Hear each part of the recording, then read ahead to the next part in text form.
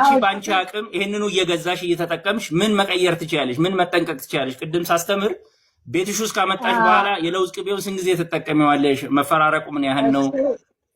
እሱ ደግሞ ያንቺ ኃላፊነት ነው አይደለም? እሱ ያንቺ ኃላፊነት ነው። ስለዚህ እሱን ውሰጂልኝ።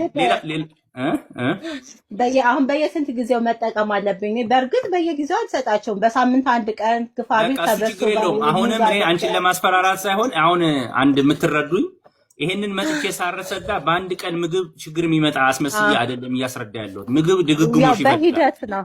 ስለዚህ በሳምንት አንድ ቀን ሁለት ቀን የምትሰጪው ጉዳት አያደርስም። ግን እሱም ቢሆን ግን ጥራቱን የጠበቀ መሆኑን ማረጋገጥ ደግሞ ጨምሪበት እያልኩ ነው። አበንደስታን ግልጽ ነው፣ ገብቶኛል። አዳርሺ፣ ለጎረቤትሽ ንገሪ፣ ላልሰማ ሰው አሰሚ እንጂ በመፍራት የሚመጣ ነገር የለም። ምግብ መብላታችን ግዴታ ነው፣ እሱ ግዴታ ነው።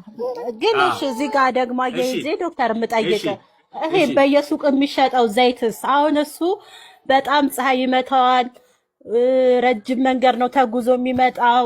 እሺ እንዴት ነው አሁን እሱ ጥራታቸውስ እንዴት ነው? ገብቶኛል። አሁን እኮ ቅድም ተናገርኩ። የመንግስት አካል እነዚህ ዘይት ደጅ ላይ ፀሐይ የመታው ውሃ፣ ዘይት፣ ጁስ የመታው ሲውል ለምን ይፈቅዳል ነው። ከዚህ በፊት ህግ አውጥቶ ማንም ፀሐይ ላይ የሰጠ ባለሱቅ እንዲያስተካክል ተብሎ ነበረ። ለምንድን ነው የማይከለከለው? ይሄንን አብረን በጋራ ነው የምናስተካክለው፣ ትኩረት አድርገን ማለት ነው አይደለም። ጨረር በመኖሩ ዘይቱ ይበላሻል፣ ጁሱ ይበላሻል፣ ውሃው ይበላሻል። ሄዶ እኛ ሆድ ነው የሚገባው እና እየታመምን ነውና እንደዚህ አይነት ነገሮች በከፍተኛ በሀገራችን ከፍተኛ ስራ ይፈልጋል ነው እያልኩ ነው። በጣም የሁሉም ርብርብ ያስፈልጋል።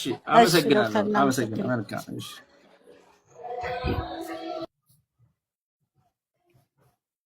በየወረዳው የቁጥጥር ባለስልጣን ልክ እንደ ደንብ ባለስልጣን መቼም እኔ አሁን በቤቴ ቀለም ብቀባ ወይም ጉድጓድ ብቀፍር ደንቦች ሮጠው መጥተው ይመጣሉ። ቤቴ እየቆፈርክ ነው፣ ወንዝ እንዲያረክ ነው ይሉኛል።